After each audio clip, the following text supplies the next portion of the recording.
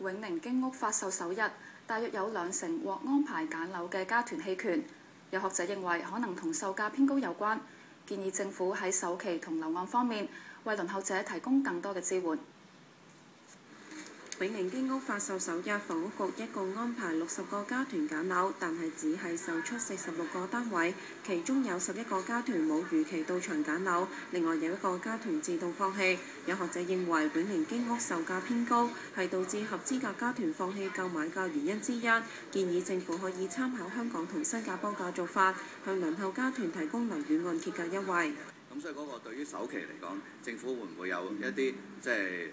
另外一啲嘅按揭嘅措施可以安排俾佢哋咧？咁因為我哋睇翻鄰近地方就係話有啲譬如好似香港咁啦，即係喺嗰個嘅譬如首次置業計劃裏邊咧，係直頭個按揭咧係政府首期都會借埋俾你嘅。即係銀行就借其他部分，而首期就係政府借嘅。佢又認為政府應該重新審視訂定經屋價格嘅標準係咪恰當，並且建議若果經屋較為遠離市區，應該適當調低售價。如果政府真係話當經濟房屋唔係一種商品而係一種社會福利嘅時候咧，咁可能定嗰個售價嘅時候咧，就需要比較上更加有吸引力咯。如果唔係，即係市民會覺得